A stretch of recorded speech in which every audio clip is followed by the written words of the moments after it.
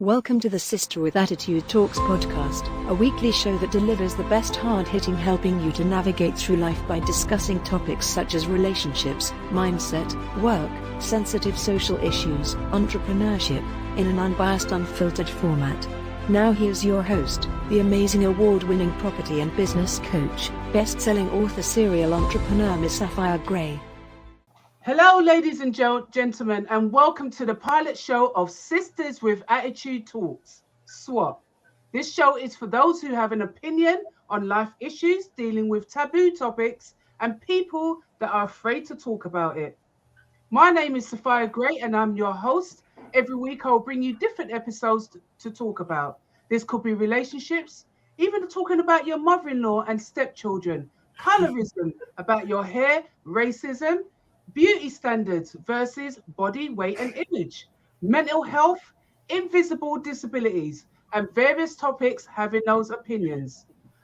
If you're a person that likes to have an opinion, join us each week where I will show you and talk to you about these opinions. We'll be having different experts on each week to really show you exactly what life is about and not to be afraid to conquer those different various topics that we don't like to talk about. Today, we're going to be talking about, can we have it all as women? That means business, family, children, and work. But before I introduce our guests, I want to remind you about a couple of things. If you are new to our podcast, please don't forget to subscribe on our YouTube channel. It's now time to introduce our guests today. And first, we have Tamara. Tamara is a midwife of 8 years who works in one of London's specialised maternity units for the last 4 years. Graduated in 2013 at London South Bank University with a bachelor's degree and, proudly to say, honours a second class. And went on to work in a level 2 maternity hospital for 4 years before moving to her current job. A mother of 2, in her spare time, she enjoys baking and celebrations. And yes, I have eaten her delicious treats as well. Serline has worked in various local authorities in the housing department for the last 9 years. She also runs 2 businesses. She is a mother of 2, and you'll often find her in the kitchen cooking up a storm. Also, Serline is my daughter, and I definitely have tasted her delicious treats. There seems to be a theme here, don't forget. There's food on the agenda on all of these ladies. Kayleigh is a wife, mother of 3, and qualified transformational life coach who has focused on giving women the confidence to go out and live their life on their own terms, whatever that looks like. She gives you a safe space to work towards your goals, dreams, and aspirations. She's a straight talker, bold, and future focused. She will empower you to become the woman you want to be, and I know that she definitely will. DOVILE is a bilingual, speaking fluent in Lithuanian and English. She is currently in the process of setting up a homeware business company. And I know DOVILE for a very long time, who has had several companies, and I love her delicious treats. When she's done a chocolate company, she really showed us about how to eat chocolate well. As a mother of 4, she is always busy, but finds the time to enjoy outdoor activities. So welcome, ladies. Thank you for joining me today. How are you all doing? Hello. Hi. Good. Hi. Thank you. Very good, thank you. Excellent. So today's format, I just really want to get to know you. And let me just say to the audience as well, these young ladies have all come into my life as Serline's mum. Serline's is her friends. And I've seen them blossom to become young women. And that's why I really wanted to sort of talk to them today, because when you see young people growing up, there's a stigma behind what are they going to be when they grow to be adults or young women. And I've had the pleasure and delight to see them grow up. I've had the pleasure and delight to see them have their own families. So for me, it's absolute pleasure to be interviewing them today to really get an understanding of who they are, what they're about, and how they turn into these wonderful women as I know them today. So let's get started with question 1. How have you, and this is to Tamara, and we'll just go around. Tamara, how do you measure your success as a parent?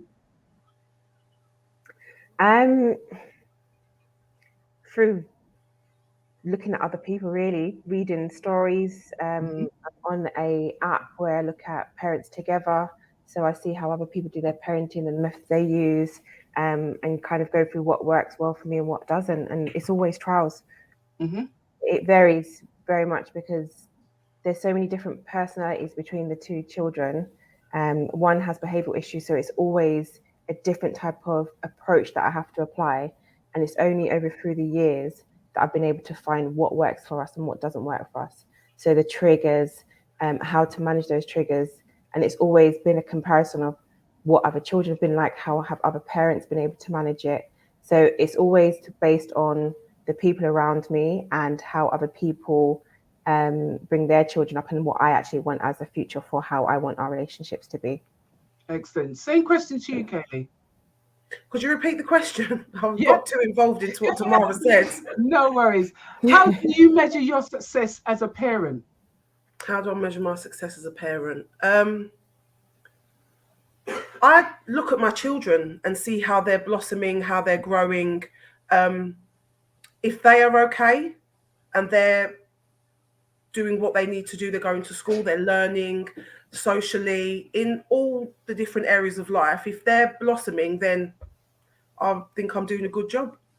Excellent. Same question to you, Davila. How do you measure your success? As what Kayleigh mentioned, so just making sure that my kids are happy, which I can say from what I see, all my kids seem to be happy. I do get involved with the school, get the feedback from school, as long as they're doing okay. Activity club, they go to different club activities and they're doing okay there. And I'm satisfied that as a parent, I'm doing okay just by seeing that they're happy. Okay, brilliant. And you mentioned something there, Davila, that kind of is for all of you. And I'll come back to you in a minute with the same question, Selene. But school is a key integral part to all of our children's learning. What do you find that you have adopted when it comes to schooling and finding the right schools for your kids? Sorry, say it again. What have you done to find the right schools for your kids?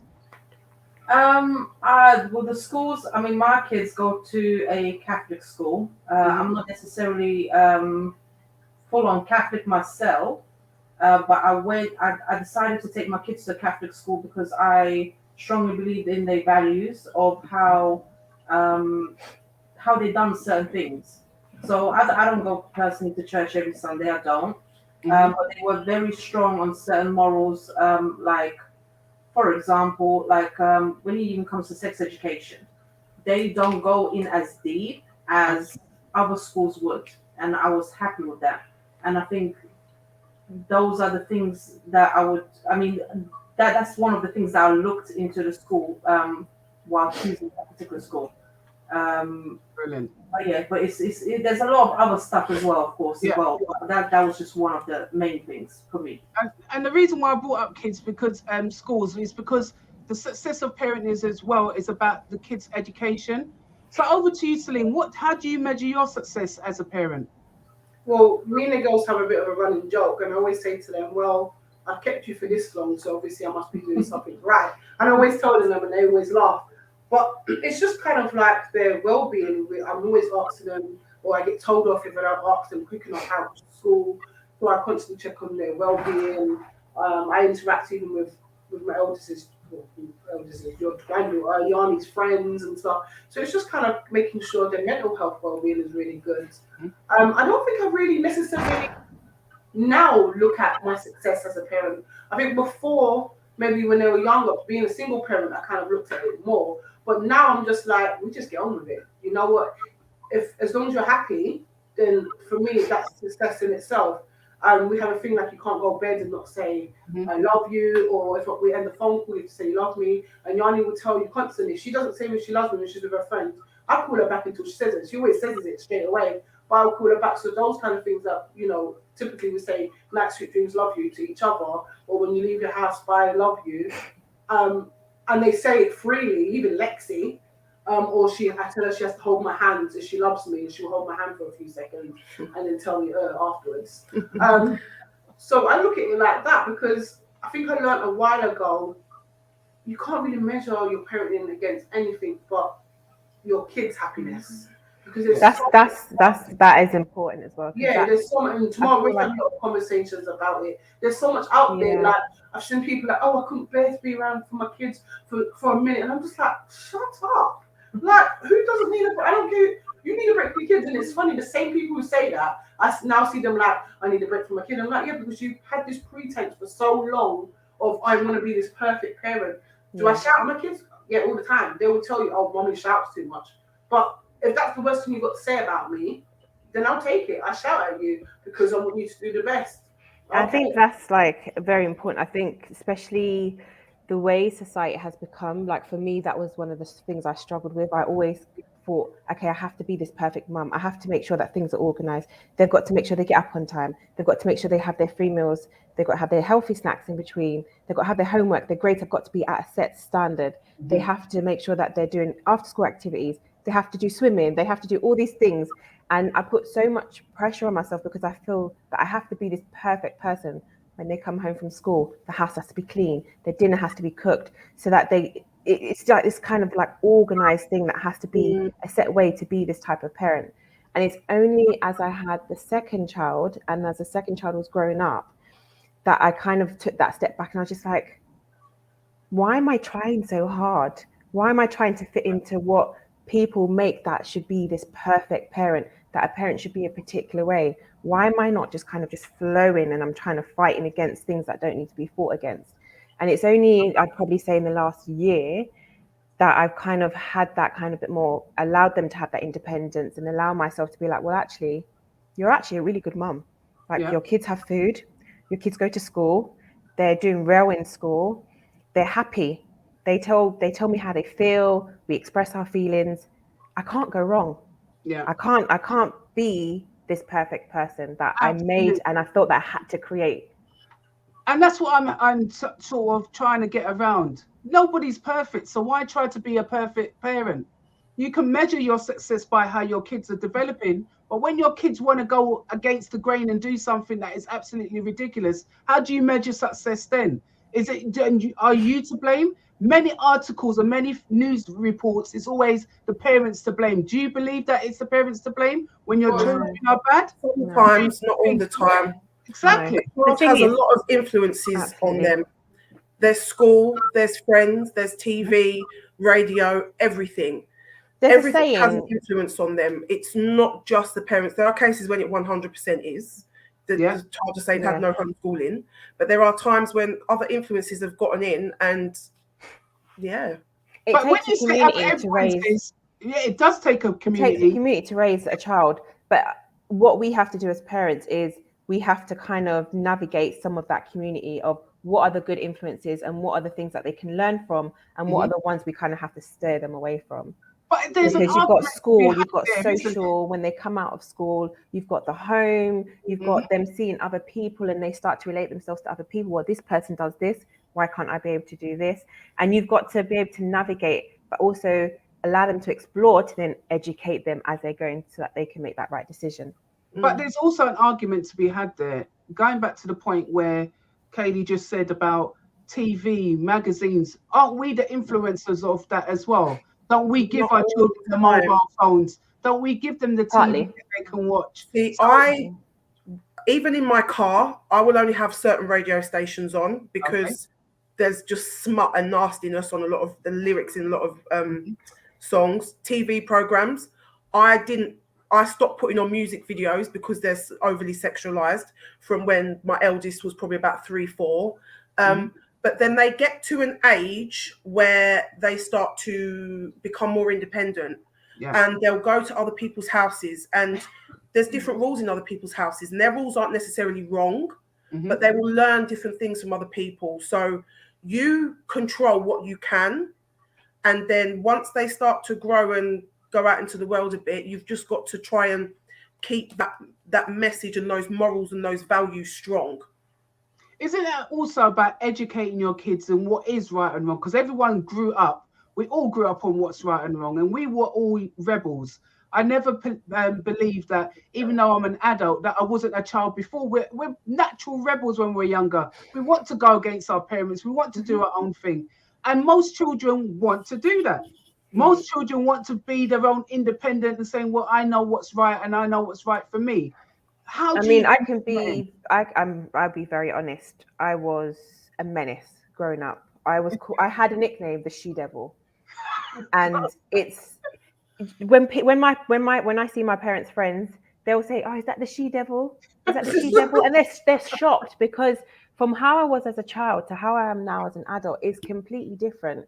I mean, my mum says the apple don't fall from the tree, because my little girl is very similar to how I was as a child. Okay. And because I have some recollection of how I was as a child, I have to kind of deal with things slightly different to how my mum done it, but still have a particular type of way, because I can understand why I done certain things and how I reacted with certain things. And the same with the eldest, how he manages his frustration and stuff like that. He's got some parts of that from me, because when I was younger, how I managed my frustrations were very, very similar. And so things that I would have done in school because I was frustrated with something, or I thought, oh, this teacher couldn't speak to me like this sort of thing, is how he has some sort of a reaction to. And I have to then take it back. Well, actually, why did I actually react like that? And then kind of think, okay, how can I make him actually do slightly different to what I've done? Yeah. But then now you would never think that I had these problems where I was at near point of being excluded full term from school right before my GCSEs. I think it's about being honest with them. Obviously, you have to be honest in an age-appropriate way, but and I say it to them all the time, growing up in East London and still living in East London, gangs were a problem.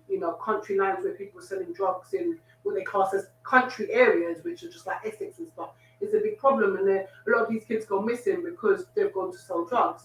And I've made it very clear to the kids where I believe they're old enough to understand. I said, you don't want to get involved in that stuff. Not because your mum thinks it's going to be disappointed, and it's a joke, and I always say, because I'll go up in a trap house. And that's, where they're selling the drugs and stuff. And I said, I would go there and I'll drag your ass, and people would have to kill me, because I'd rather be dead than you lot got fallen into that life. And they laugh, but they know that I'm serious. They know my mum actually is crazy enough to go in there, guns blazing, not literally guns blazing, but guns blazing, and fight anyone I need to fight to keep my children safe. I said the same to Ty. I said, don't get into no trouble, because mummy don't want to have to kill no one. Yeah. And he looks at me and he's like, yes, mum. Because he knows if the situation came, someone's going to get dealt with. Yeah. So you just have to educate them best you can. And then even that, then hearing Yanni talk, again, being in East London, not just East London, it happens all over, but there's some unsavourable characters, and people's families might not be the best that they can be. And I've heard her talk about it, and she's like, Mum, oh no, I wouldn't want to be about that. I wouldn't want to be involved in that. And these people do this and these people do that. And the things she's come and told me, and I'm like, same as Ty. Well, that's wrong. It's like, yeah, no, even if she's only 15, but she's like, I'll never get involved. And it's like being in East London, where those are the people with the big money and stuff. To hear her actually say to me, Mum, no, I wouldn't even. Who would want to be with a drug dealer? And it's like, it's a weird thing to be proud of, but you're proud because you're thinking you're only 15, but you're actually understanding that a lot of adults don't understand. Working in housing, I know a lot of women who, can't blame the men, but it is the men who introduced them, don't even know that in their 30s, they've got mixed up. So for a 15-year-old to be like, actually, I will never get involved in that. And I know things can change, but as I said to someone once in a bit of an argument, I said, if my children come out bad after 18, that's because they chose to come out bad. If your children come out bad, it's because of how you raised them. And I strongly believe that if my children decide to go down the wrong path, I would hope not, but that's on them, because it didn't, you're not going to blame that you come from a single parent or your mom worked full time. You're not going to blame none of that on that, because you always have the love, the support, no matter what. I don't miss parents' evenings and little things. And for me, that's a little bit of achievement. I've managed to work full time and still get to every single parent evening, barring one, because there was a lady to train. So I think it's just how you kind of handle it and be honest with your kids. I think that's the thing, though. And as I said, I've known you lot as young people, and now you're women, you're grown adults. Have you seen that times have changed since you were young, and then having your kids now in the same world and looking at things differently and thinking, this has really changed. They can't navigate life. I mean, even with my youngest daughter, I keep on saying she is in a different realm to where her sisters was, because they went through, and I call them the street girls, because they were able to navigate the street and deal with people in a concise way. But when you've got a cotton wool child where you've protected them from what's happening in that environment, do you think that makes a big difference to how they are when they have to navigate life? That's been related to the person you're talking about, yeah. I mean, the thing is, society has changed. It's not as safe as you would have said potentially as we were growing up. I remember being able to go out every single day, and we were able to go to the park. We were able to play, and our parents were at home. They knew where we were. Yeah, I didn't we feel were that able to safe just go growing out and play. But then now, with so much more awareness and so many things happening, I get so protected over my son, because I don't want nothing bad. Yeah. So sometimes it can be a bit of anxiety. Your own anxiety plays on you, that, oh my God, is this going to happen? Is that going to happen? Because of kind of what you did as a younger person yourself and what you probably had experience around you. But I generally don't feel they have the understanding of what we had the understanding of. I'd say more of a harsher life of having to just get on with it and deal with it. And deal with it in a way that it weren't so dramatic and blown out of proportion as it is now. But do you think it's the case of actually it's not that things are worse? Because first example I thought of straight away is mum, you know this, living in Kingsmead growing up, there was the notorious paedophile. Massive. It came out many years later. A big notorious paedophile, probably abused maybe even hundreds of kids. That's always happened. The thing is, for me personally, I think with social media, access to the internet, access to the news, people were being killed, people being this, that, other. We might not have known about it as much when we were younger, because it wasn't easy for us to get the information. So now you could just go on Instagram just to look at your friends' posts, and you're seeing someone tell you about this has happened or that's happened or this. Whereas before you didn't have access to that. So it might have happened next door, but you wouldn't have known about it because it wasn't, I guess, dramatized. Even some of the programs are out there. They sensationalise it in the media. That's the word, yeah. So, and I think that's probably, personally, I think because the access to it's easier. Before we had to get newspapers, we had to get magazines, and I was talking to my sister, and who was we talking about? I think we was talking about Aaliyah and the whole R. Kelly thing. And we were saying it got to us over here in the UK that, R. Kelly married her at 15. That was without no real social media or nothing like that. But that news still got to us in the UK, 20 years ago or so.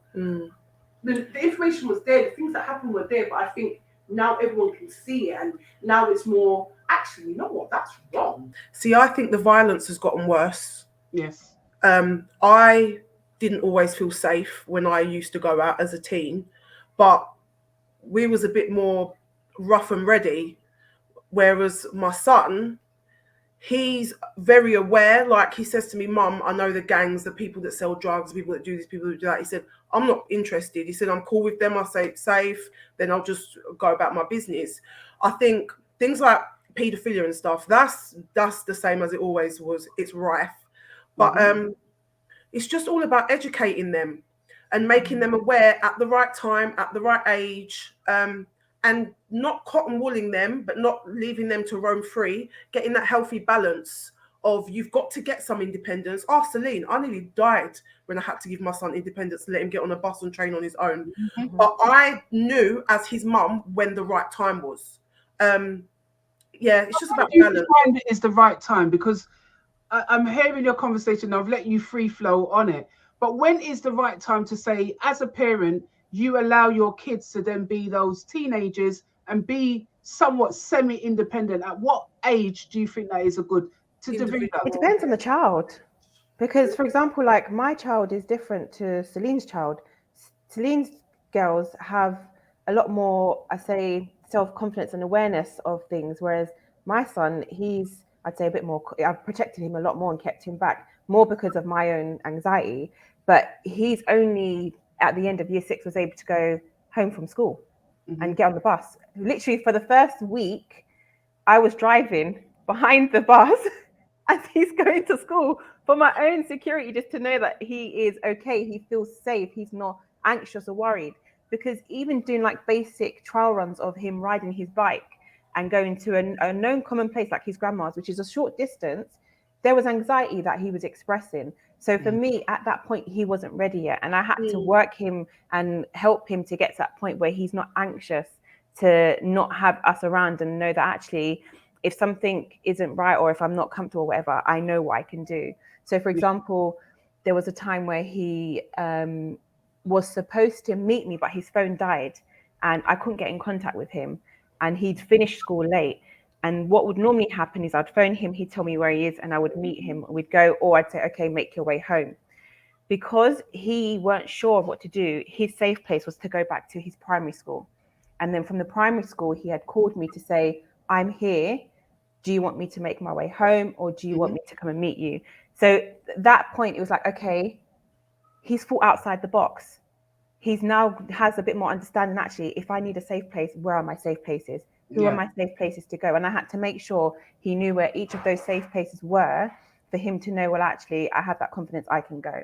And so now he does. Now he'll go to school by himself and he comes home by himself. And my anxiety is also released because all it will be is now is a phone call. Mum, I'm at school. Mum, I'm on the bus. Tamara, I think me and you have got added anxiety because our childs have additional needs. And there's even more to think of than with a like typical child. Because like you say, the anxiety, being able to manage things, the triggers they get, there's more to think of. Like the fact that he got on the bus in year 6, I think, well done to you. I did not let Ty get on a bus till I think he was about 12 or 13 because he just didn't have the awareness. So I do think it's down to the individual child. But can it sometimes, I was going to say that, can it sometimes be, as a parent, your own anxieties that blocks your child from doing things? Because we can all be anxious. I mean, I would let Celine go on any bus, any transport, fly even by herself as a teenager. Whereas Naoka, I just thought, I mean, just to go to Tower Hamlets, the girl got lost. You know, so for me, it was a case of there's a difference in how kids receive information, kids behave. And as I said, there's a difference between cotton wool in a child and being protective and having those anxiety issues to somebody that you just feel, you know what, I trust you to do, and you'll do the right thing. You've got sense. It's having that sense to do things and move themselves forward and be able to think on their own feet as well.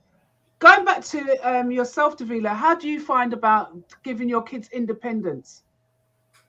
I don't know. Personally, myself, having a 15-year-old, she's, maybe some people might think that I'm, you know, as the saying that I'm too overprotective, but I trust her, but I just don't trust people out there.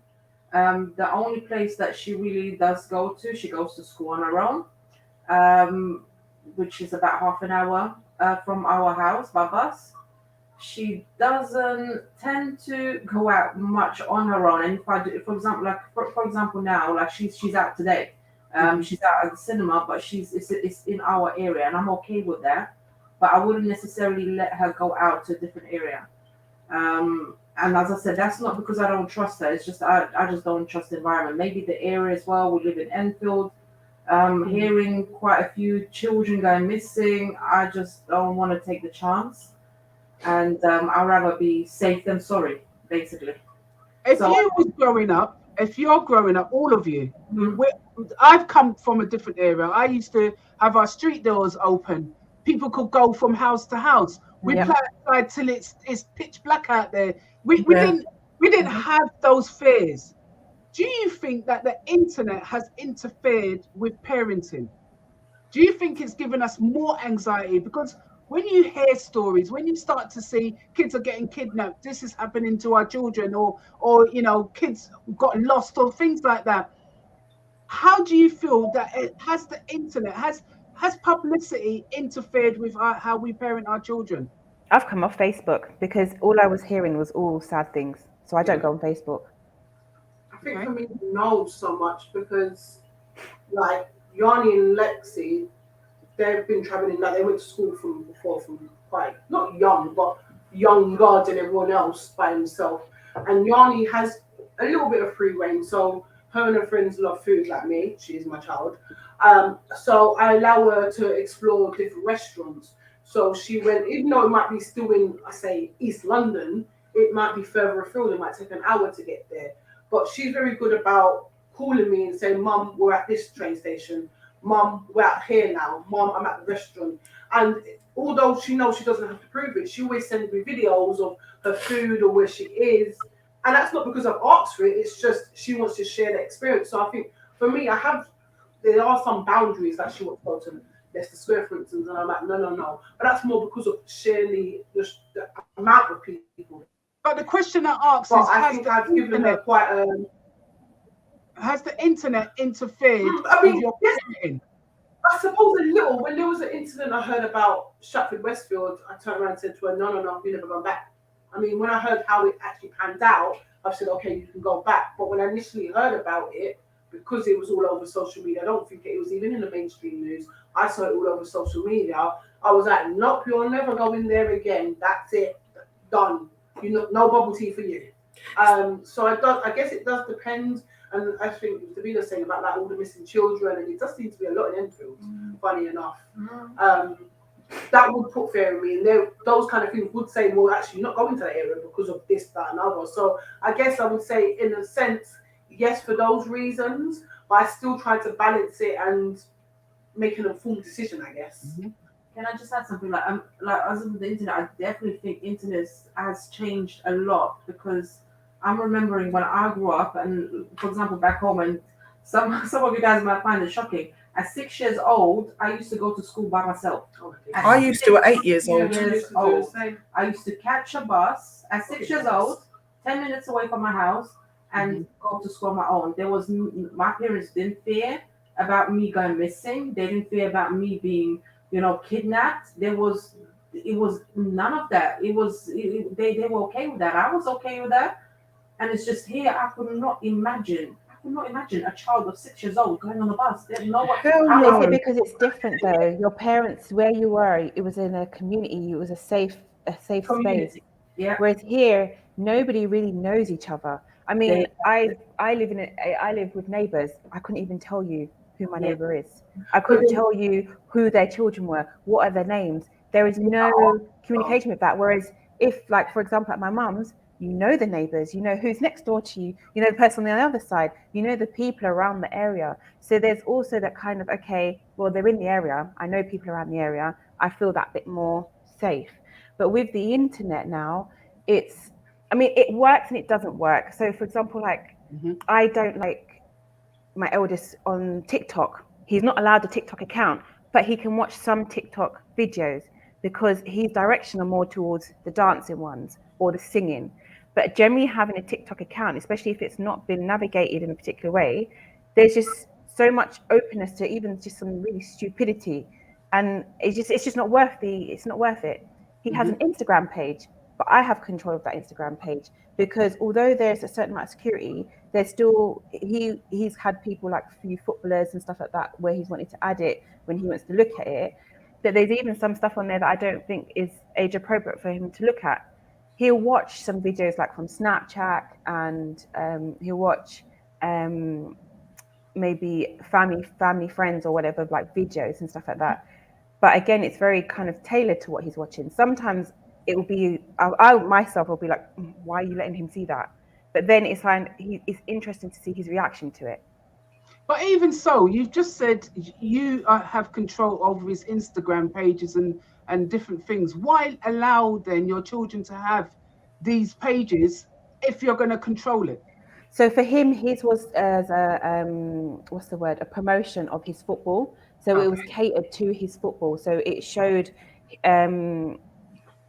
it was like a progression, a Mr. Progression type thing. Yeah. So he started from the basics, all the videos that he had from when he was younger, and all the things that he's done now. So it was kind of for like academies and stuff like that to kind of see, so that he could try and get picked for teams and get trials for teams and scouts and stuff like that. So it was more of a promotion for his football than it being a personal account.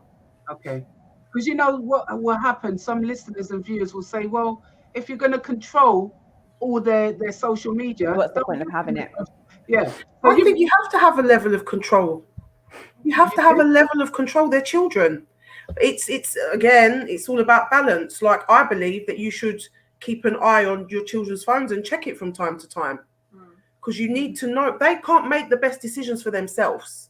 So keeping an eye on it, it's all right. So it helps them to make the parents, best decisions. Everybody has the choice. So my question to you lot is, why don't you give your children phones that are not smartphones, just an ordinary phone that if they're going to school they can call you? Social. Just because you're giving them the tools in which to use to do something that you don't. It's society, though. It's society. It all that, and then that plays. Media. See, the girls have social media. Both girls have Instagram, Snapchat, and TikTok. And to be honest, I don't feel I need to, because they're quite open and honest with me.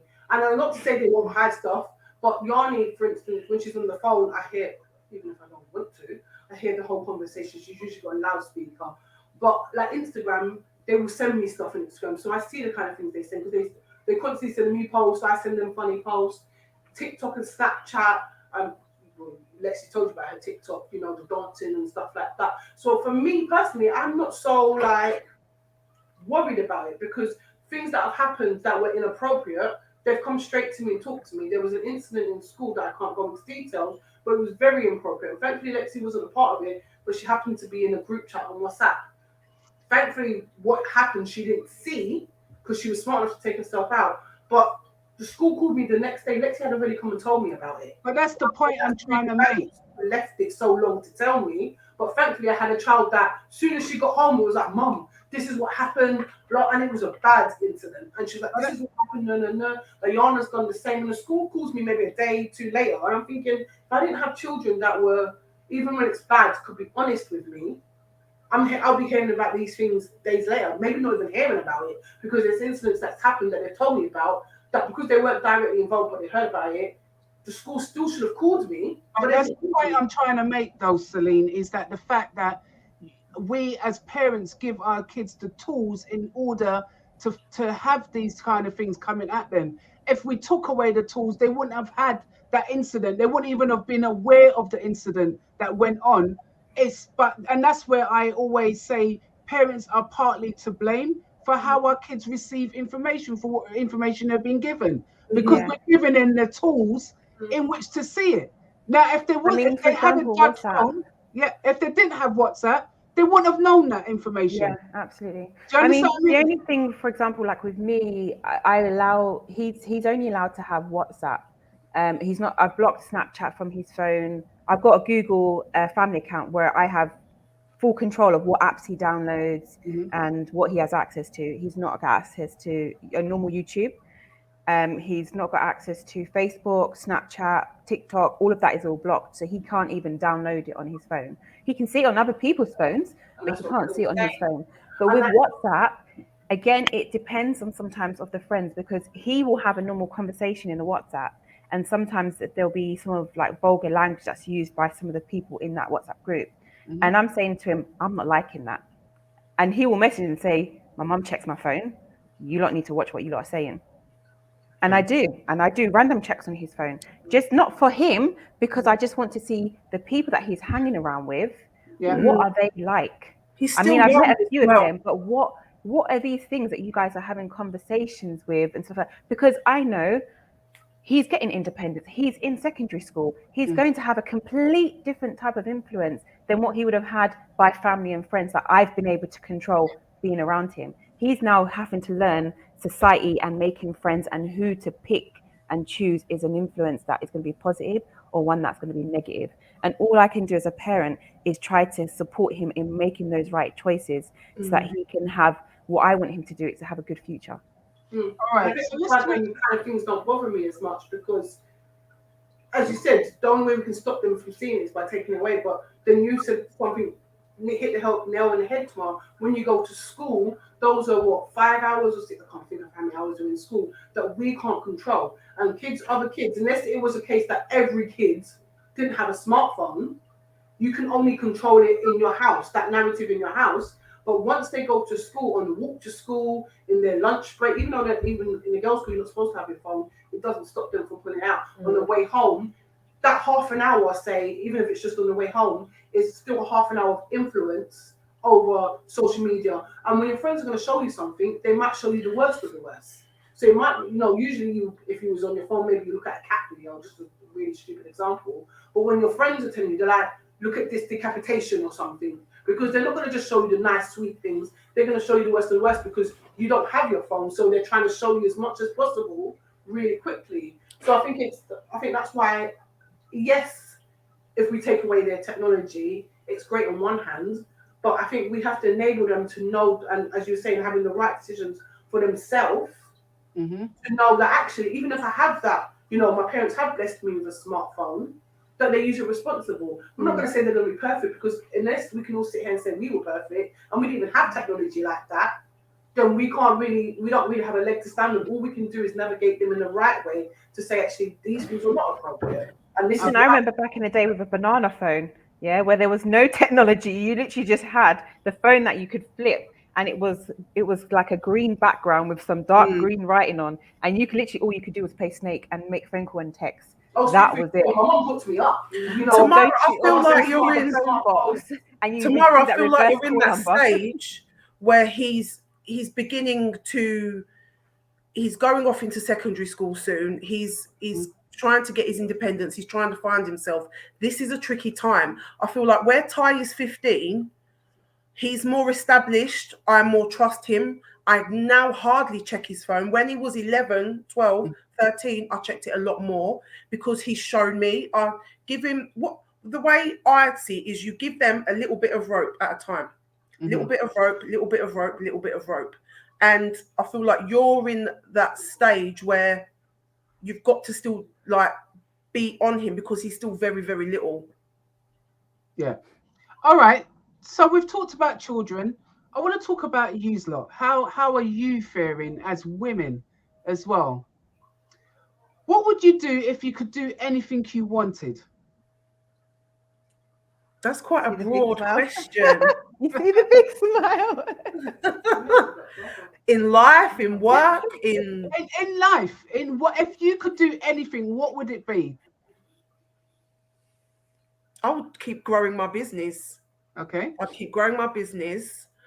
I would become my version of successful, which means helping loads and loads of people, taking on other coaches, branching into psychology. My children are happy and stable and well, make money, have a holiday home. Nice. I was going to say just nice things, just growing as a woman, myself, ensuring my family are well. I think, yeah. Love that. Tamara?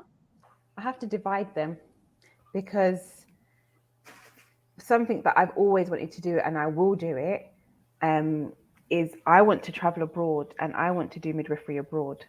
But I don't want to go places like Dubai and stuff like that. That's where it's established. I want to go to places but in the towns where they're doing home laboring, where they're doing home antenatals, going back to the traditions, like the root of being so, I don't know, economically advanced, shall I say, with some of the things and tools that we have, and going back to basics of when you've got very minimal and you're able to still do that basic care. I mean, even hearing stories of my friend when she came back from Kenya of how some of the women are being treated. And these are just basic care standards of how we talk to each other and how we care for each other. It's completely different in different countries. And for me, that's an experience that I want to do because it's my awareness of what we're blessed with. That's lovely. Yeah. But then as a mother I want the kids to grow and I want them to venture out and do their own thing. But at the same time, I want them to also have an awareness as well that they just can't get all these things, but there is things that happens around them. Living in this country is not be all. Yeah. There are so many things that happen outside of this country, and I want them to venture. I want them to come. I want us to go to China, where we go deep into China, not the city or anything like that, and just see a complete different way of living. Love that. You, Celine? What was the question? It's like I was listening to everyone. What would you do if you could do anything you wanted? Oh, I'd travel. I'd take the kids, and as simple as that, I've always liked the idea of getting like an RV and just travel. I would take the RV around America, and homeschool them. You know, luckily Yanni's at the age where she's almost finished basic schooling. But I'll travel. I mean, me and Lexi's have a little desire of when she turns 16, she's finished her GCSE, we're going to go to Spain for a summer or for a year, and we're going to just run a bar. So I keep telling her she needs to get a Spanish up because we're going to do it. And Yanni was like, what about me? I was like, you might be at university, so we'll have to play it by ear where you're going to be. But the kids love traveling as much as me. They like seeing new things and exploring, and they like food. So I think we would really like just set up everything. Once they've got their basic education, at least GCSEs, just set up everything and just constantly travel for at least a year. I wouldn't worry about money or nothing, and just explore the world, because the foods we watch programs, we see the food and we're like, oh, that's on our list, that's on our list, that's on our list. You know, the culture and stuff like that, the beaches, the water. We see, you know, Yanni's one of Yanni's places she want to go because she's rich in her mind is Bora Bora. And she's going to a private island in Bora Bora. And this is kids of, I think she was about 10 when she started getting the idea of going Bora Bora. Most kids not even heard of Bora Bora. But that's how my children live. They live like they're rich in their minds. So they research places and they're like, oh, Mum, show me this. You only showed me about new restaurants. So I think we'll just have the ability to just explore and live the life that we already live in our heads. So we'll just make it better. Have we lost one of our guests? Is she... Kara, but you can't see her at the moment. Okay. To you. Yes. Over to you. You, Davina. Can you hear me? Yeah. Yeah. I think my thing would be I would love to do my kids. I don't think, I mean, even as much as the education system is great, but there's a lot of stuff that I don't agree with, and I would love to maybe, for example, I mean, I've got a 15-year-old, she's gonna do her GCSEs, and I'm happy for her to finish her off. But as for my other kids, I want them to be homeschooled. And whether that's in another country, whether that's while we're traveling, yeah, that'll be it. But they definitely will not be in school, not in the mainstream school. Okay, brilliant. Love that. Have you noticed when we asked this question, we started off a little bit with ourselves and then it completely diverted back to our kids. Always. And our kids' happiness. Always there hanging around. I was going to say I'll be on a yacht shaking my ass, but I thought that. I'll be honest, when I get to about 55, stuff them kids, stuff the grandkids. That's when I'm traveling. Bye, kids. Wow. You've had me. We're done. It's over. That is the point I was trying to make with this segment of questions. And the next question I'm going to ask you is, what kind of things make you feel cared for? Like what you hear so far? Make sure you never miss a show by clicking the subscribe button below. Our podcast is only made possible by great listeners like you. To know more about how to be part of this podcast as a guest or sponsor, head over to our website www.savvywomen.co.uk and register to partner with us. We thank you for your continued support. Now back to the show host, Ms. Sapphire Gray. What kind of things make me feel cared for? Going out to dinner by myself and some nice food. I don't know. I'm just a very positive person, so I think everyone cares about me. That's just my mentality. Like everyone cares. That's lovely. You have to care about me. So nice. I don't know. Sorry, I can't hear you, Slee. What did you say? No, I was just teasing Tamara. I said, there's someone who knows Tamara and knows her family. They will tell you that's a lie. I think for me, I'm going to answer this question from my perspective. I think people reaching out when I'm unwell, I feel cared for, because I know that they genuinely are there to look after me and support me. Random gifts, I feel cared for. When someone gives you a random gift or spoils you in a way that you just think, oh, wow, I really like this. And those are the kind of things. and just generally saying I love you. My daughters say I love you every time I speak to them on the phone, and I feel cared for through that. So that's the kind of things that what have you experienced yourself? Funny you should say about random gifts. Me and Kayleigh went out a couple of weeks ago for a book launch, and she came and gave me a card for Valentine's Day, and I was like, oh, that's actually so sweet. That was really sweet. It was just a simple card. It's still up now. It's not going anywhere. But it was actually just like the simplest thing. Do you guys know your love languages?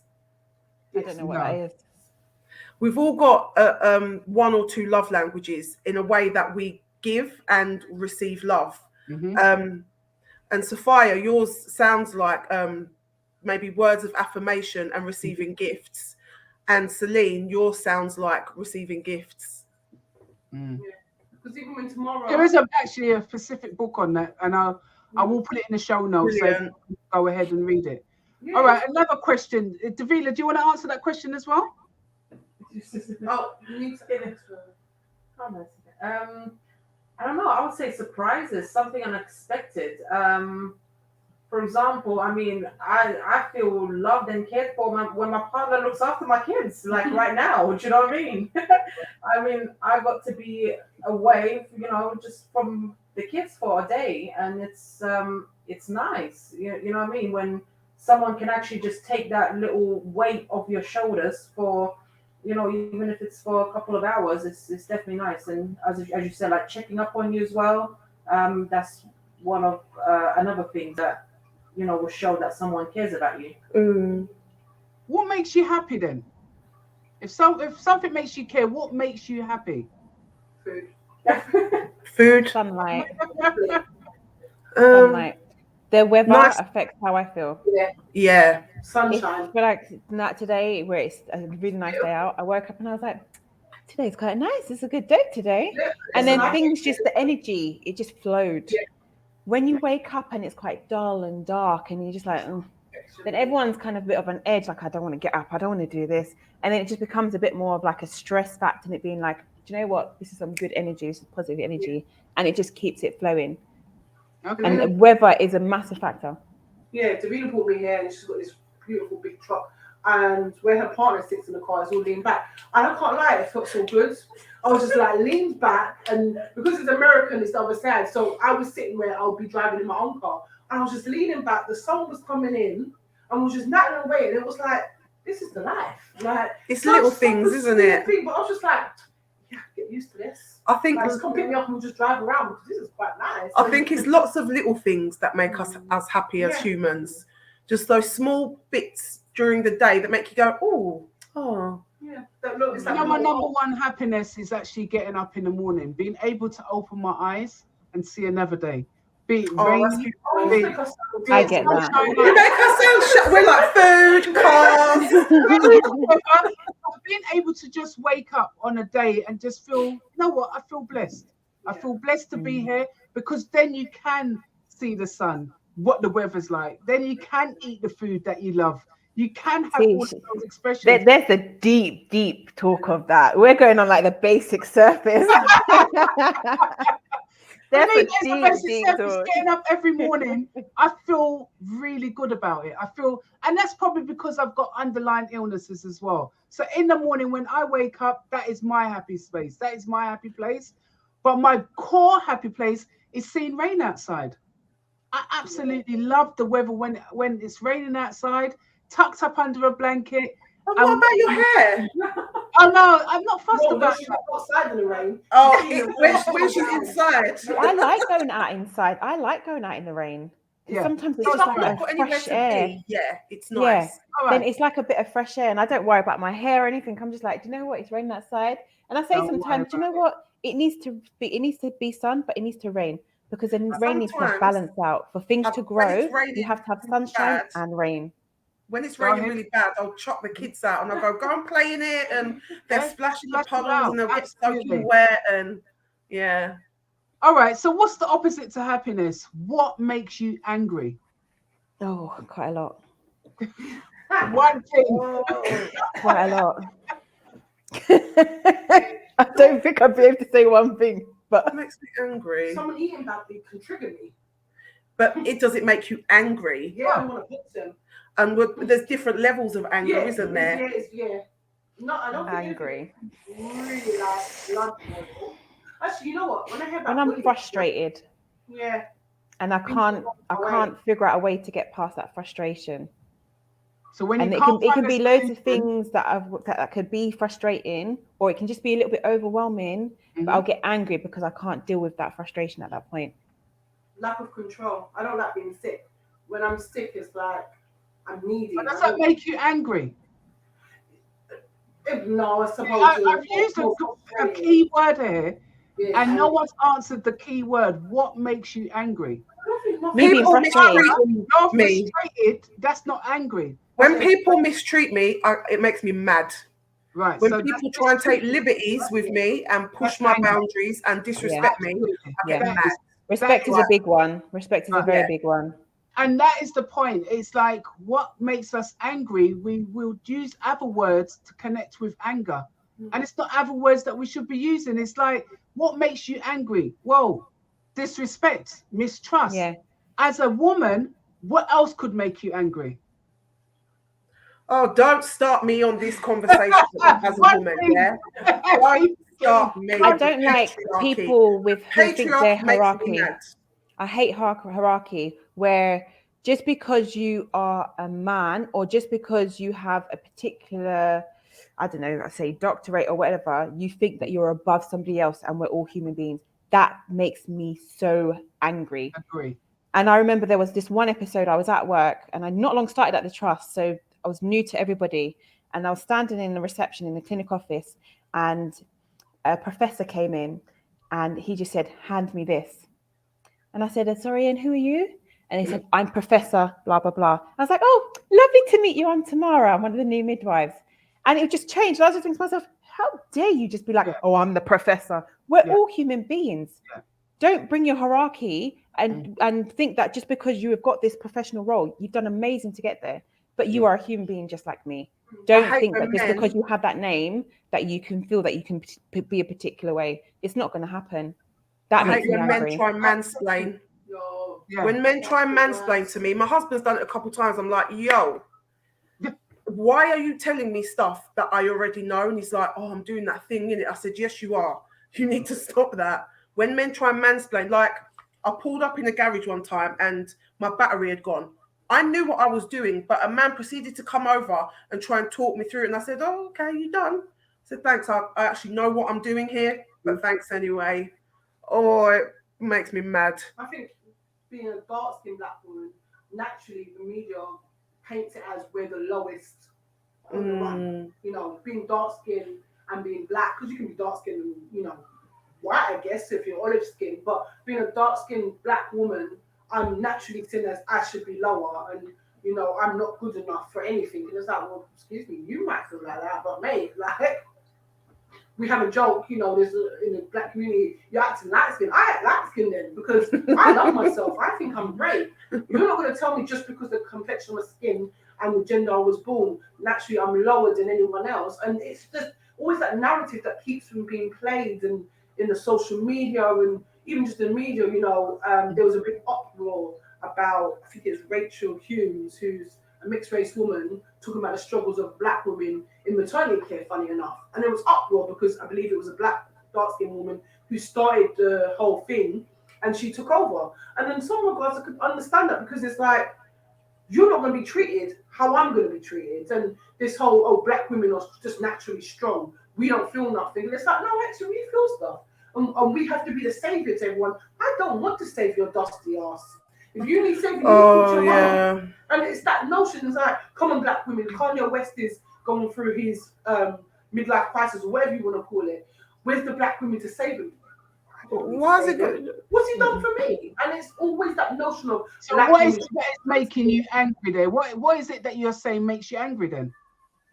The fact that we're seen as the lowest of the low, but then we're also seen as the savior. We can't be both. You can't say I'm down at the bottom, but I'm also the person who needs to save everybody. Which one is it? I can't be at the bottom rung and expect to elevate everybody. There's only so much you're gonna have. You can only do what's for you, and I guess I am really sick of it. the notion of that we should belittle ourselves, but then be there for everybody all at the same time. It's like it's being discriminated against. It's being discriminated against your color, basically. Yeah, just makes you angry. I love being chocolate. Colorism, man, it's real. For me, that is anything wrong with Davila being white. And we're going to be doing a topic on colorism and racism. Yeah. So, you know, when we go live with our SWAT, then you will definitely be hearing about racism and colorism. Davila, over to you. What makes you angry? You know what? I'm going to sound like opposite all of you now, because recently I've been listening to a lot of positivity.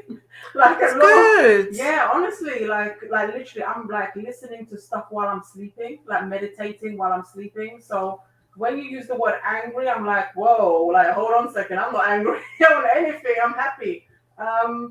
But yeah, angry, I think it's a big word. Like I try not to get angry now. Like I'll give you an example. Like yesterday, I mean, I switch over like most little things. Like for example, yesterday I was like walking, and these guys were blocking the road with their bicycles, and I'm there pushing the pram, and my daughter's riding the bike, and I'm like, they're supposed to move out of the way for me. And I could have had a blown up argument there, and I could have stood there and told them to move. But I was like, hold up a second, I'm not gonna blow my bubble. I was like, I'm gonna walk in the road, and that's exactly what I done. Growth. Yeah, exactly. Growth.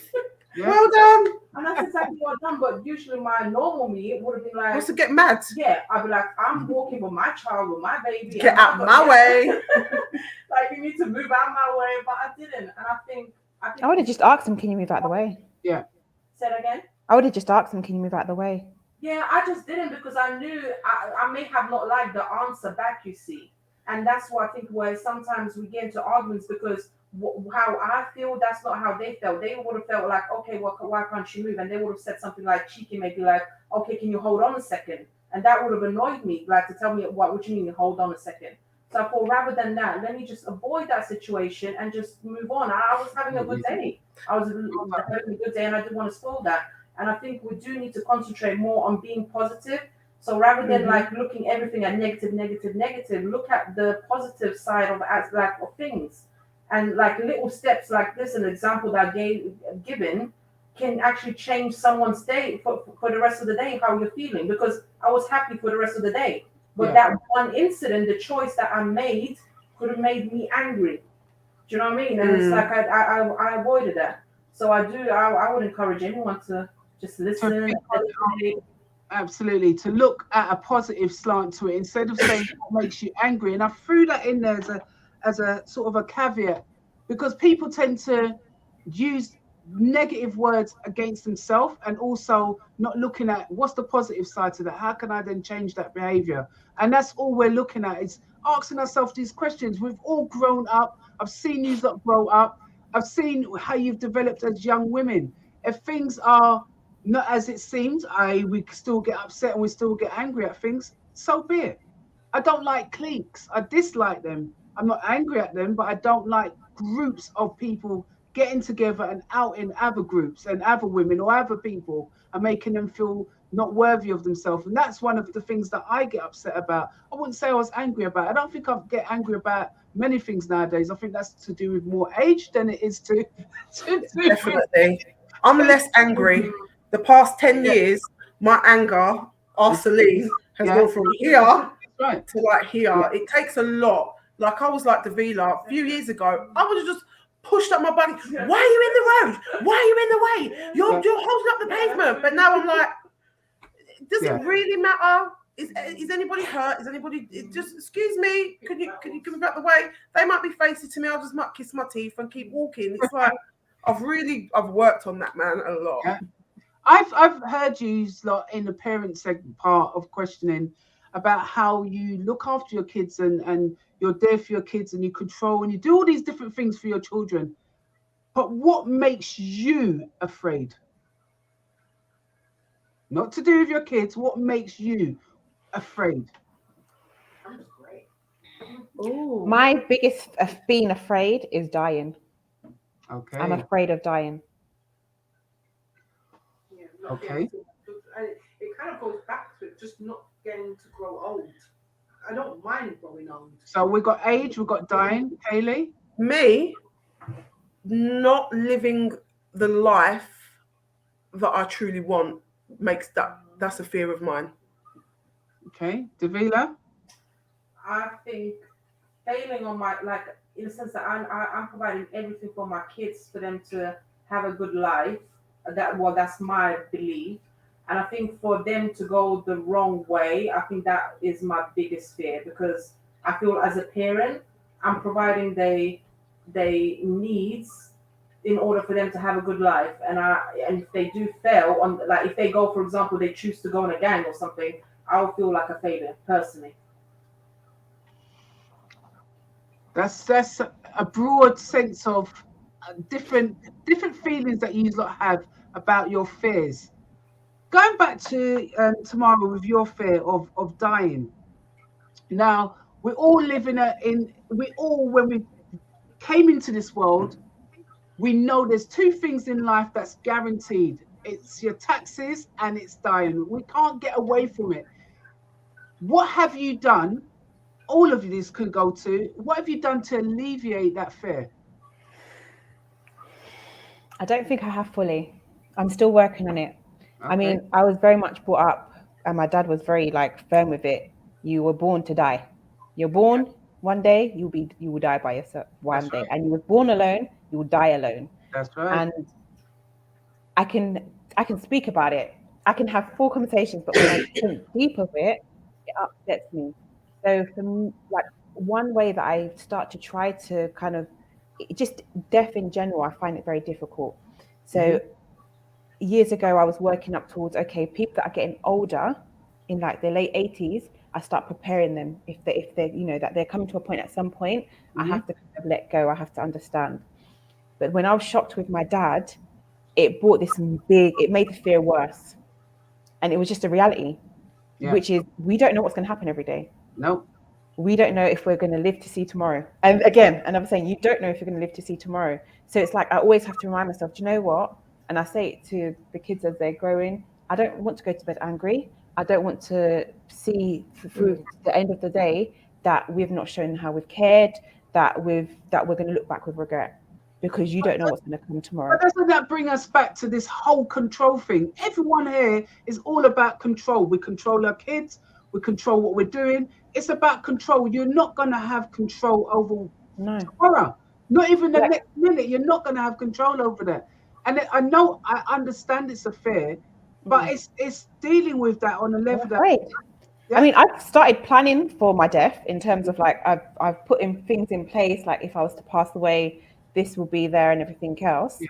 So I'm not afraid in that aspect. It's the fear of leaving people behind. True. As in, knowing if, for example, if it was to happen soon, knowing that I've left my kids very young and they're going to have to grow without their mum. It's me going before my mum. Yeah. Because parents shouldn't have to bury their children. And that, again, that's my understanding.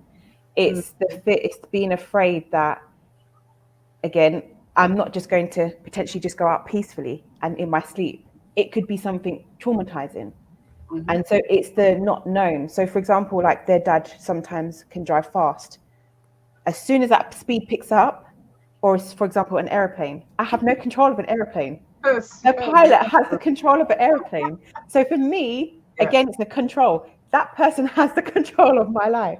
And so as that plane starts to go up, that fear goes up because I have no control. My feet are not on that ground no more. See, my life is in someone else's hands. Talking about control, I've recently gone through, I'd like to be in control to make sure everything's okay, all goes right, and it's all okay. I've recently gone through a situation that I thought I was controlling and I was doing no such thing. And it really showed me that you can only have control of so much and shit is going to happen and you just got to plod along in life, and when it comes, deal with that. Plod along. When this comes, deal with that, because you just don't know. Yeah. And I spent so much of my time, my energy, everything about me trying to control this situation, and it was wasted. Yeah. And absolutely. I deeply, deeply regret it.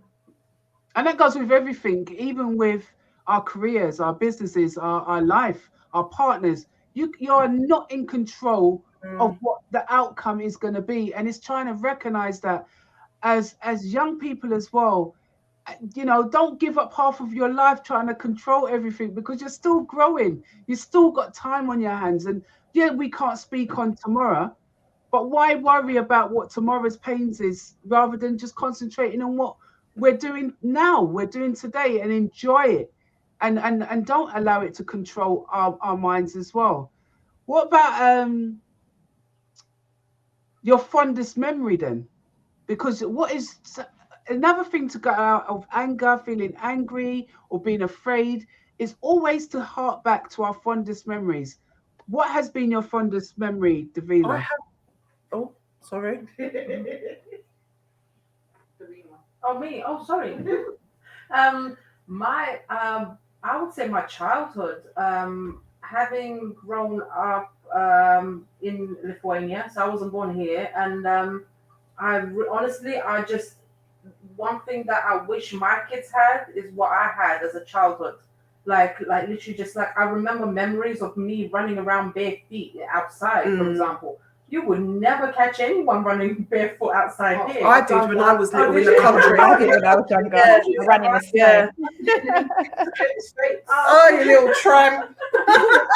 I used to run in the snow. I'd run from my house to my friend's house. I would be barefoot or in slippers. So it's like those little things. I remember that, and I remember my grandma's farm, like the animals growing around that, and like the freedom that I had. Like we had like fields for us to run around. Like we had no was worries. A train track. Like there were literally trains used to go past. We had no fear. We used to like run around the train tracks. And thinking of it now, it's mad, isn't it? That was my child. I'm like, get off the train track. Like, what are you thinking? But I mean, no one died, thank God.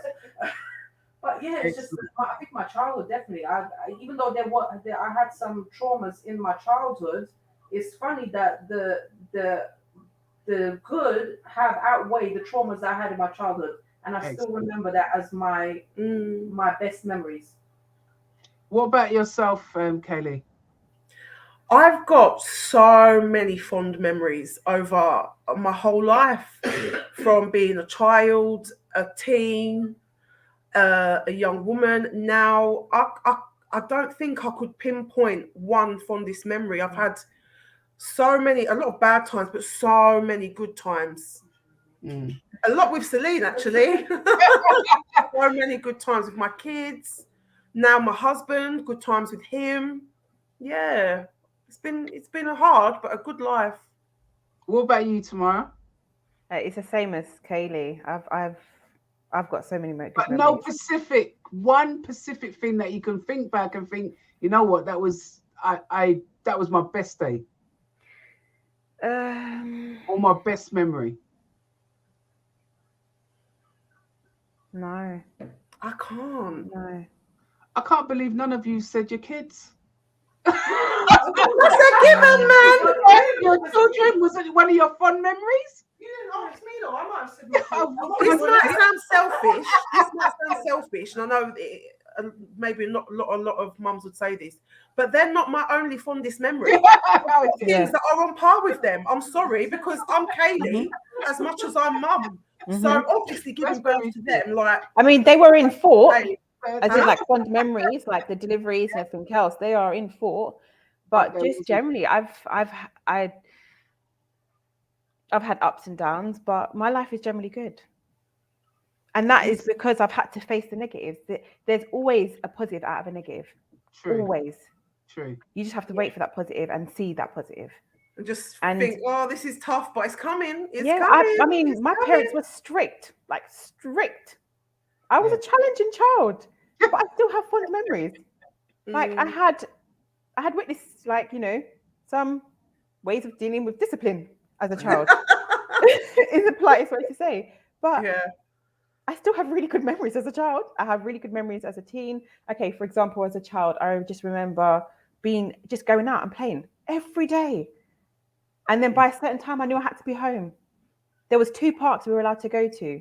There was games. We used to play knockdown ginger. We used to, you know, play it and football. And there was a storage unit. We used to climb up on top of the storage unit. We used to climb trees. Yeah. It was just fun.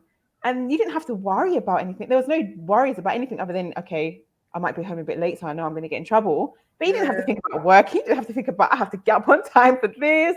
It's like, that's your parents' worries. I don't have to think about it. Growing up then as a teenager, going to secondary school, I didn't have the funniest time at school, but I do have memories of, okay, fights and stuff like that. I was like, yeah, I remember doing this. I remember doing that. But I enjoyed it. Going into college and stuff like that, started dating and everything else. I enjoyed it. I enjoyed my first job. I enjoyed going to work and having that independence and stuff like that. I enjoyed it when my dad used to ride us. We used to sit on the front of his bike and used to ride us to school. Like it was just, there's so many memories. Giving birth. What's your fondest memories, Celine? Well, obviously my kids, no, I'm joking. Well, when I was young, I didn't live at home because practically I don't remember ever being at home. I lived with my aunt. It's a running joke between my mum and my aunt that all my memories are from my aunt's house, and my mum never looked after me. It was just my aunt D, who actually I'm named after, so it kind of is a bit fitting. But I think if we look at my childhood, there's two fondest memories that automatically popped into my mind when you asked that. And it was one when we got me and my cousin, and it's actually both with my cousin Jonathan. One when we beat up my mum. It sounds so violent, like saying that, but we used to always have these games, and my mum was like rough and ready, and she would mess about with us. And one thing she would say, right, if we're gonna play, you need to hold the licks. So we're like, okay. So, but this time we got her, we locked her in the bathroom, and we beat her up. Now, obviously, messing about beating her. And then I'll never forget, and I think that was where I was barefooted. My aunt lived on the top floor, and I think it was like the 4th or 5th floor, and we ran down the stairs. I think it was 7 o'clock at night. We ran down the stairs, and where my aunt lived, there was like a play area and stuff, and we ran like no one's business. Yeah. And my mum was in so much fit of laughter, she couldn't even like get back to us. Because that was the game, like, we get you, and then you have to catch us and get us back. She couldn't stop laughing so much. We never got got. So never got. And the other one is when my cousin decided to take us on the scenic cruise. And I kid you, maybe because I'm a kid, I was a kid then, maybe 8, maybe 9. I was young, so I had to be about no more than 8 or 9. And he decided to take us on an adventure. And I'll never forget, it felt like we were walking for hours. Yeah. This sounds exaggerated, but it felt like we were walking for hours. And I remember, I'll never forget, it was one of his friends, and he had just bubble gum. And I was like, we're going to die. We've got no food. We've just got bubble gum. Like, how are we going to survive? We're obviously, Celine's thinking about the food. Yeah, I'm going to die because at this point, I think we were walking for like an hour. And the worst thing was, by the time we got to where we was, it was like 10 minutes from his house. But he took us on some long scenic route. I don't know if we wanted to see the sights. It was in North London, Stoke Newton. Well, Clapton, sliding into Stoke Newton, that part of it. There was there was no scenic, there was no sights. And it sticks in my mind because it was just so ridiculous. And I just always remember thinking, we're gonna die. Like, who can survive on chewing gum? It was more bubble gum. The fact doesn't even last longer than 10 minutes. Like, that's it, we're dead. And it wasn't like I was really athletic and like that was your worry. Yeah. Like I think I have to agree with you, Celine. We always say the reason why we cook so well is because we liked food. I learned to cook from a young age, not because mum didn't feed me, because it was like, no, I want food when I want food. You're not just gonna give me 3 meals a day. I want food in between. So I was like, well, if you want it, go and cook it. All right, we will. We learned how to make stuffed crust pizza from young because we're foodies. And that's always stuck in my life. And I always, like, when I speak to my cousin, we talk about that and we just sit there and we laugh. And even another one where my mum tells, I don't know if she's telling the truth, to be honest, about us smoking a cigarette. And I think we drank some beer or something like that. And I'm like, I don't believe her, but apparently we were really young then. I think we were about, what, 5? 4 or 5, you were. Everything's always me and my cousin Jonathan. We just got into trouble because you're bad. Cheeky. No, but the thing is, we was never bad. Because we were the cheeky two, we got away with a lot. Yeah. I think that is one of my fondest memories, is raising my kids with my sister. Yeah. We had instant babysitters within ourselves, and we just had a blended family. It was such a beautiful experience because I had the girls, she had the boys. So I had sons and she had daughters now. So it was really nice raising our kids together. And I don't think you get that nowadays, where sisters or siblings raise their kids together and their cousins get to really spend time with one another. But we made it sort of our goal to do that. Accidentally, yes, on purpose, I would say. But we did. We raised our kids together, and up till now, Celine still goes round to my sisters and has her weekends with her aunt, and the boys do it with me as well. So it's really nice that we've got that family unit there. All right, I want to go on to your career goals, because one of the things that a lot of people talk about is that women, you want to be mothers, you know, you want to be this wife, you want to be this partner, but now you want a career. Now you want your own business. Now you want to do something with your life. I mean, can you have it all? I mean, can we all have our own dream?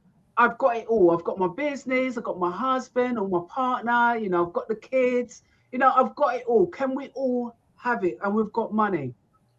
Where do you see your career or eventually businesses in 10 years? Oh, wow. Well, Kayleigh, we've had this conversation, haven't we? We're going to have a big old joint office. Yeah, ma'am. We've had this conversation. We always say we're going to have like a big joint office, and there's going to be some warehouse space. We don't know what we're going to sell, and maybe our kids. But we're going to have that, and like where she's a life coach and I'm doing the law, and we're going to have this office where we're going to be just doing our stuff, and you know, we're going to be glamorous because we don't have to worry about kids anymore. I ain't got to buy my kids shit anymore. All that money is for us now, so we're going to come diva, you know, like Devil Wears Prada in a little pencil skirt, walking around there, Louis Vuittons and our Prada bags, and it's like, oh yes, hi darling, and like walking into the office, like we own it because we will own it. It'll be us, and yeah, and that will be you, but you'll be in your 40s. So realistically, tell me where you are when you hit your 40s, because in 10 years' time, you're hitting your 40s. Where do you want to be? Tomorrow? 5. I was just about to say I'm not in those numbers, but I am, ain't I? yeah. Yeah. That's what I'm trying to do with the age as well, yeah.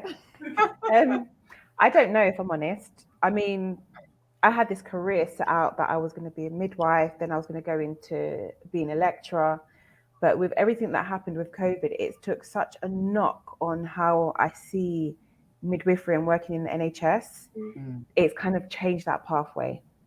Okay. So that's going. So now it's more of, okay, the backup has to start running up now, running forward. So one of my hobbies is baking. So I've now started,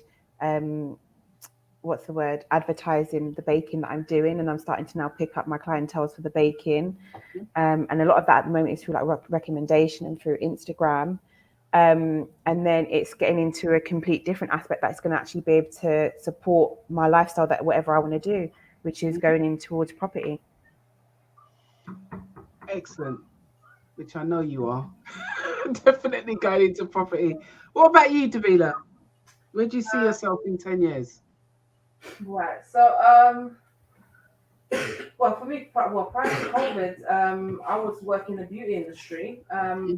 Obviously, I had to stop that. That was like my little side hustle. I had to stop that, obviously, because of the requirements. And now I was actually put off. Like, I was like, okay, I don't really want to be up so close to people anymore. So I was like, okay, I don't want to do that. But I'm in the process of setting up a business right now. And that's not my obviously that's like a little thing to bring me some side money, but my main goal would be to have something more bigger, like probably some sort of franchise business to get more money in. But that would be all through probably crypto and stuff like that to get the cash flowing.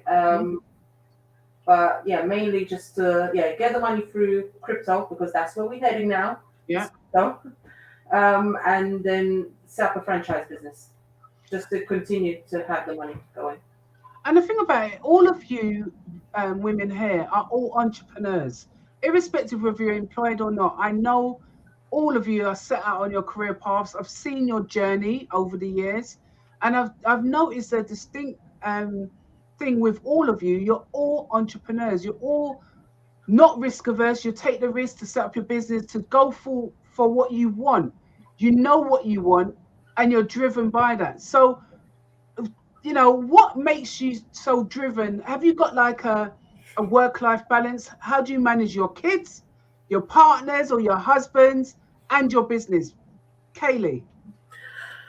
What drove me to do it is, one, that I wanted to coach people. And two, I don't want to work for no one. I don't want someone telling me what to do, what time I should come in, what time I should finish, if I can go to my kids' sports day. I don't know to tell me nothing. And also, I've recently learned that I've got ADHD. So trying to navigate in a neurotypical world, the 9 to 5, the boxes you've got to tick, it doesn't work for me. Whereas having my own business, I mold it around me and what works for me and what works for my family. To you, Celine. I mean, for the kids, I guess we kind of only ever know mum working. Mum's always worked full time, and my balance has always been, I suppose, in some sense, I've always overcompensated, and we would just take them away. So they know when we go on holiday, that's our time together. There's no work, there's no nothing. So they've been able to travel quite a lot, probably more than most adults I know, because I've worked full time. So I know it's a lot on them, and they've had to have a bit more responsibility. So they've had to come to school, or they might have to go after school club when they were younger and stuff like that. So we've managed to balance it really well in that sense, and they've never kind of moaned about it. I've always been open and honest. I remember telling Yanni when she was little, I was like, oh my God, I have to go nursery. And I was like, you see that? And she's like, what? I'm like, the light. That because you go nursery, I can pay for that.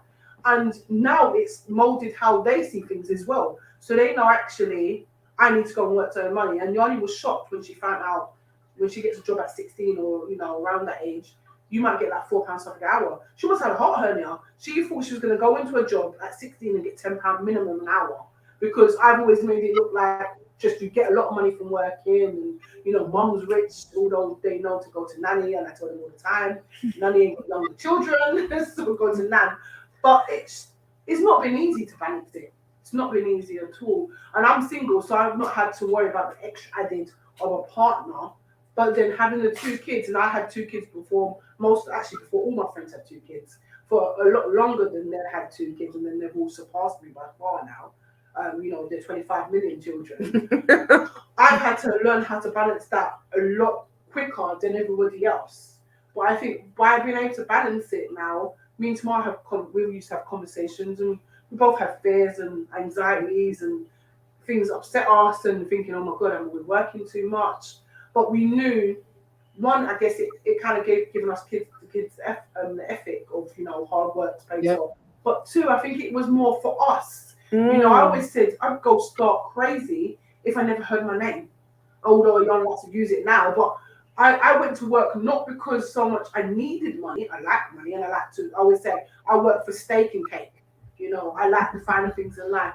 But I went to work because for my personal sanity, I enjoy work, and I enjoy having that camaraderie of, your colleagues. It doesn't work for everyone. A lot of people I come across can't work full time and have kids. And I completely understand. People are like, how do you do it? I'm like, because for me, it gives me that break. And it goes back to what we said in the beginning. I need a break for my kids. They need a break from me. When we was locked up, thankfully, actually, we got on really well because they handled it very well during lockdown.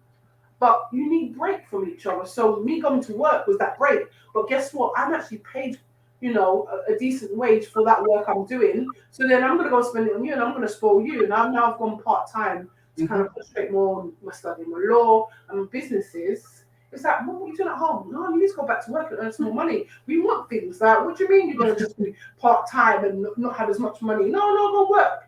My kids are sending me out to work to get them money. But thankfully, I think it's just worked for us. I know I can say that, and a lot of other people, it won't work for them. And I always say to people, and it's like, we talk about that parenting and what people see and stuff like that. A lot of things will work for one, but won't work for another. It worked for me really well. That segues into, we've got a couple of questions left. For Davila, how important is it to have a supportive partner for your career goals? And what are you like as a partner to your partner? Well, paying off. To have a partner that supports you definitely needed because, for example, for myself, like any little businesses that I've had, no matter how crazy they are, every time I ran by, by to him and said like, okay, this is what I'm planning on doing, he's like, oh great, like that sounds good. He's never been the person to stop me and think like, okay, you can't do it. Oh yeah, don't spend that money like to start this business because do you know what I mean? Like he's always been supportive, and I think that's always for someone to have that. I think that's always a key in order for you to basically to push yourself to do something. Because if you don't have a partner that it may not necessarily support your businesses, then it may be you might struggle a little bit. You might struggle. Not saying that you won't be able to do it, but you might just struggle. But yeah, as a partner for him, I mean, he's just the top of all the different ideas that I have because I've always been a business kind of minded person, and I've got. If I start all the businesses, oh my God, you'll probably leave me, leave this relationship if I decided to start all the businesses. But funny enough, like I think I have been rubbing off on him because he's never been a kind of business person, and it's now at this stage that he's now thinking of like later on in life. He's like, okay, well, we need to actually have our own business. We actually need to have something together. Like he's already talked, and he's never been that kind of type of person, and I think it's he's now looking into businesses himself.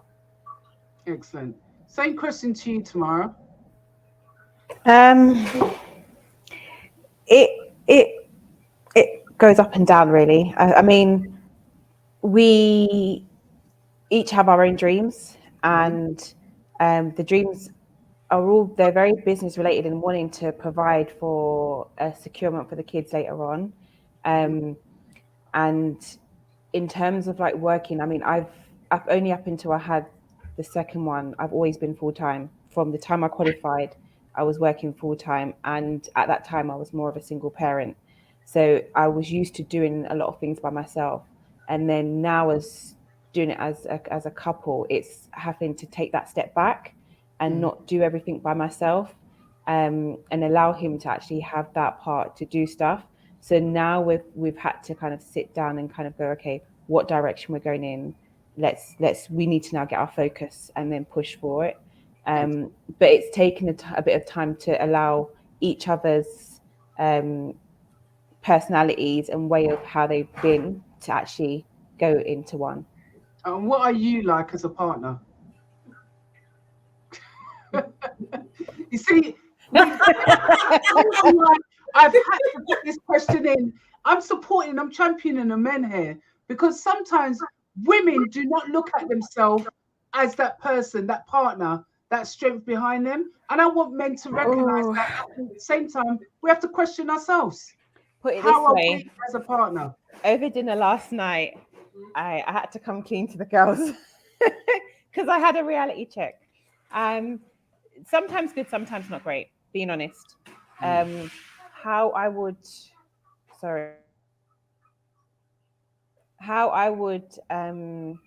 react in the past is now had to change.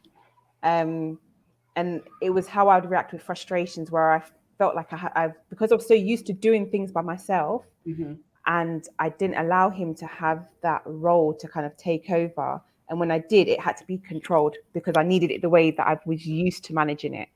So that was quite challenging in as a relationship to kind of go forward in things. And my frustration from that wouldn't be the most politest way, because I wouldn't go around the bushes. I would just say as it is, as how I felt at that time, and that was it. There was no cushioning. But then I had to start taking into consideration of actually how is it coming across. So there was an episode at some point last year where I had a friend round, and she loves her Snapchat, and thankfully she doesn't send it out, but she had recorded the conversations that we were having, and it came across really wrong and really rude in how I was speaking. And when I looked back at that, and I thought to myself, oh my God, is that how I am? And I just started apologizing. I literally went back that evening and I was like, I'm so sorry. Because if I'm looking at that now, if I've done that in front of the kids, or if I've done that away from the kids, that's bad.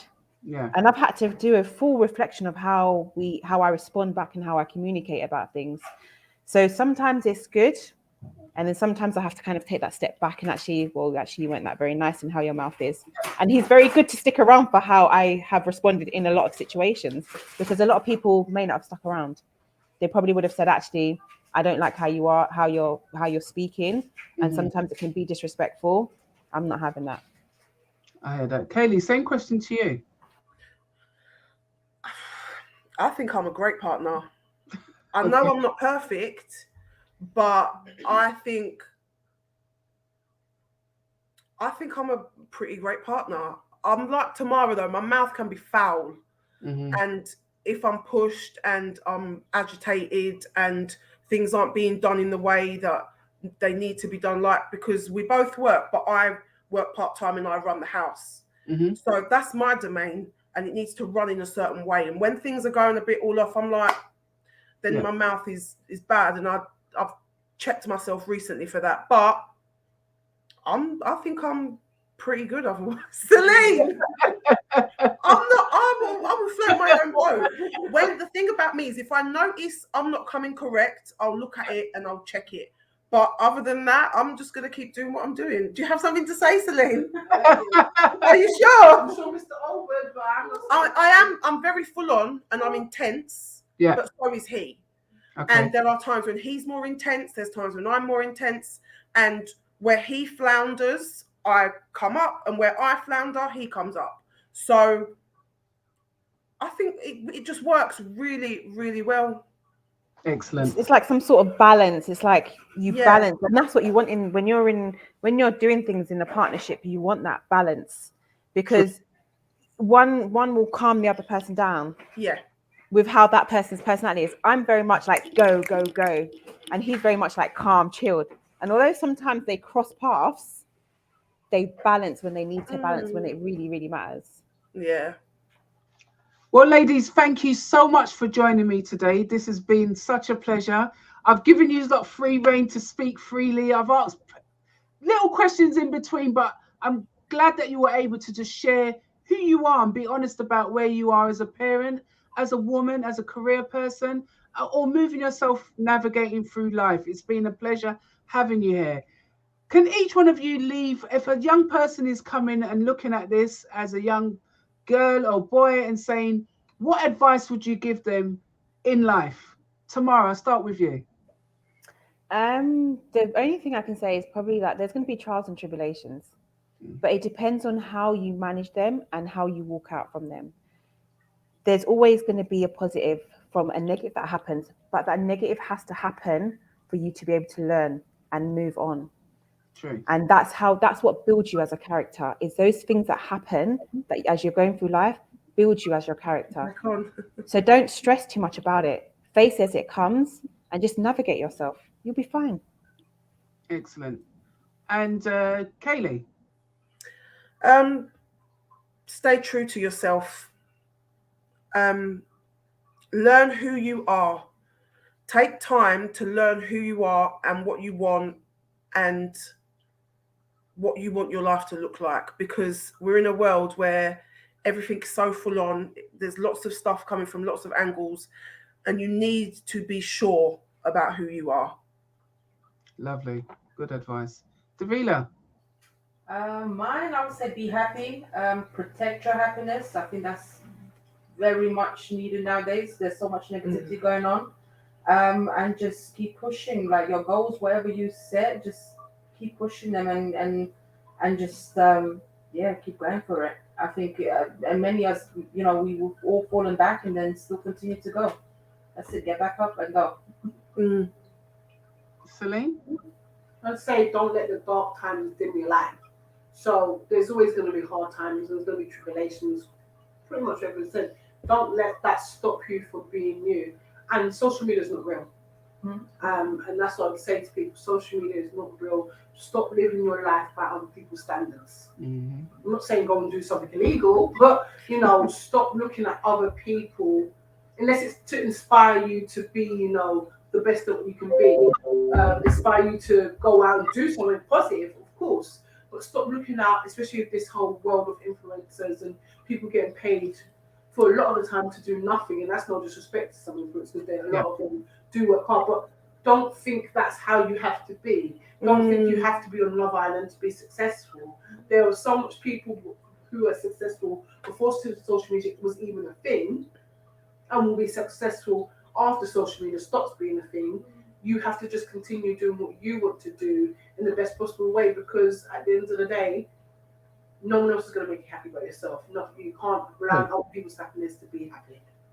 Excellent. Thank you so much for joining me today. This has been our pilot show for the Sisters with Attitude Talks. And we're going to be putting it out on a weekly basis in April.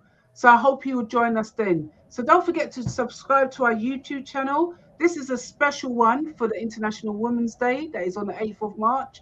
So tune into this and our future shows. If you've got any comments or questions you would like to ask these ladies, please leave it below in our comment feed, and they will gladly come back and answer it for you. It has been an absolute pleasure, and I want to leave you with that life is already hard to navigate.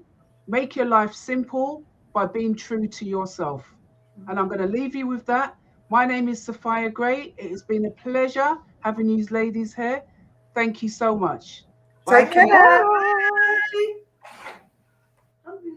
This week's episode of the Sister with Attitude Talks podcast was brought to you by our sponsor, the Savvy Women Group. Thank you for tuning in. If you enjoyed today's show, head over to our website, www.savvywomen.co.uk to gain access to our free resources and more insights about our guest speaker today. Remember, we make your business our business, to unlock the potential of you to improve your quality of life.